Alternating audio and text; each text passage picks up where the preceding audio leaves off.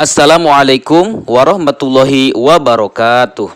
Dalam video ini akan membahas mengenai sifat-sifat bangun datar jajar genjang.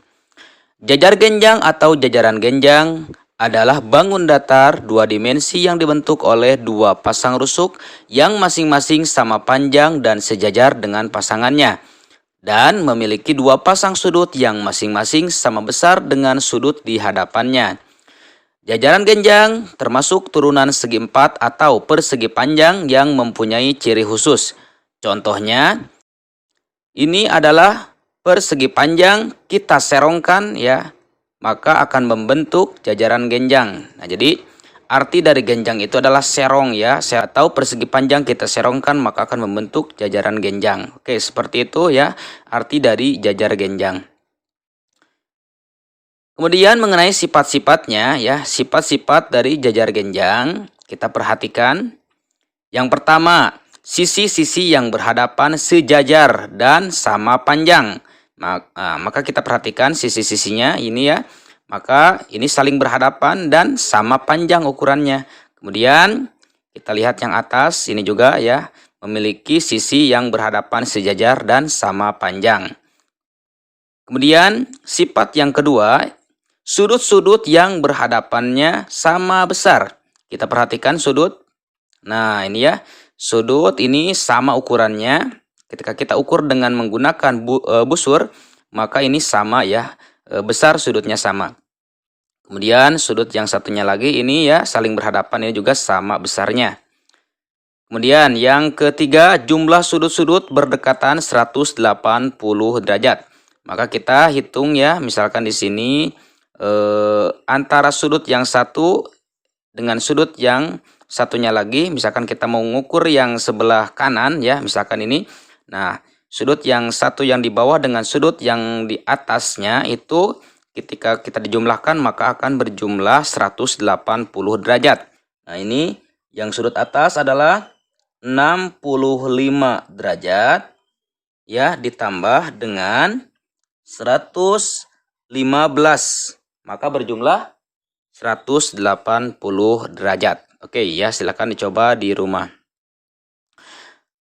Nah, selanjutnya kedua diagonalnya saling membagi dua ruas garis sama panjang. Nah, ini yang disebut dengan garis diagonal ya. Nah, kedua diagonalnya saling membagi dua ruas garis sama panjang. Oke, inilah mengenai sifat-sifat dari jajar genjang.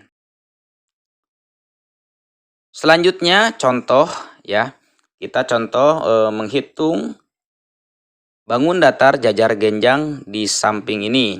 Nah, misalkan jika panjang KL, mana sudut KL, kita perhatikan ya, sudut KL ini ada sudut yang di bawah, KL itu 12 cm. Nah, kita tambahkan di situ 12 cm. Kemudian KN, mana KN? Nah, ini ada di samping kiri ya. Nah, KN itu adalah 8 cm, kita tulis 8 cm. Kemudian, dan besar sudut L. Mana sudut L? Kita perhatikan. Nah, itu sudut L itu adalah 125 derajat. Oke, nah kita tulis semuanya di situ. Nah, sekarang tugasnya tentukan panjang LM dan MN. Mana panjang LM? Kita perhatikan yang ada di samping kanannya ya. LM itu garis yang ada di samping kanan, kemudian MN itu adalah garis yang ada di atas. Itu adalah garis MN ya, atau panjang MN. Nah, kita tentukan panjang LM dan panjang MN. Kemudian yang bagian B, besar sudut M. Nah, kita tentukan lagi besar sudut M. Kita sudah diketahui sudut L-nya adalah 125 derajat, maka kita tentukan sudut M-nya. Oke. Jawab.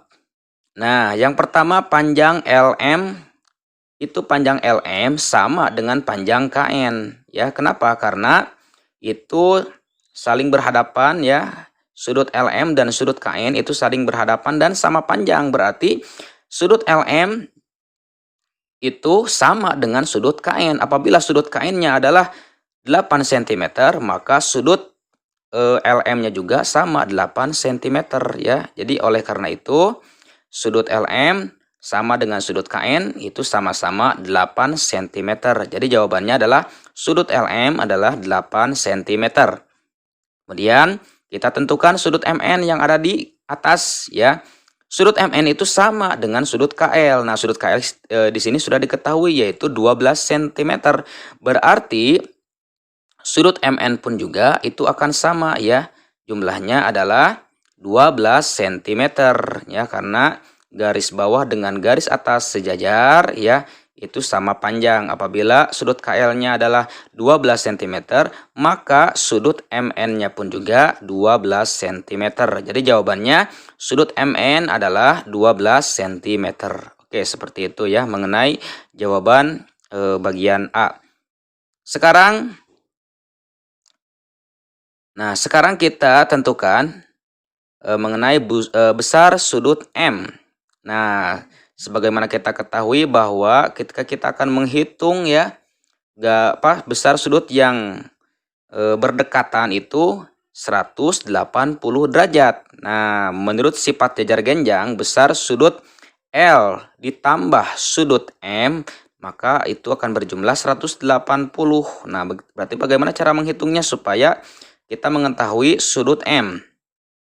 Berarti sudut L ditambah sudut M itu akan berjumlah 180 derajat. Kemudian sudut L di sini sudah diketahui bahwa sudut L itu adalah 125 derajat ditambah dengan sudut M, nanti jumlahnya 180 derajat. Kemudian sudut M sama dengan 180 derajat, tinggal kita kurangi dengan sudut L yang sudutnya adalah 125 derajat. 180 dikurangi 125, maka jumlahnya adalah 55 derajat. Nah, selanjutnya silakan dikerjakan mengenai soal-soal jajar genjang. Yang pertama di sini perhatikan jajar genjang di samping ya. Ini adalah bangun datar jajar genjang ABCD. Jika diketahui panjang AB adalah 8 cm dan BC 5 cm, maka tentukanlah panjang AD dan CD ya. Silakan, itu mudah sekali seperti contoh tadi ya soalnya. Kemudian jika besar sudut A itu 73 derajat, maka tentukan sudut B, sudut C, dan sudut D. Nah, kita tinggal menambahkan saja. Tadi kan sudut yang berdekatan itu 180 derajat, maka kita hitung misalkan di sini A dan D.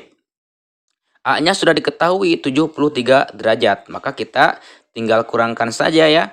180 dikurangi 73 derajat, maka hasilnya berapa? Maka itu disimpan di sudut D. Nah, begitupun juga sudut yang lainnya itu akan sama ya. Misalkan di sini contohnya sudut A itu sama dengan sudut C, sudut D itu sama dengan sudut B. Berarti tinggal menghitung awalnya, nanti kita masukkan akan berjumlah semuanya itu adalah 360 derajat. Nah, seperti itu untuk contoh soal nomor 1. Nah, sekarang nomor 2.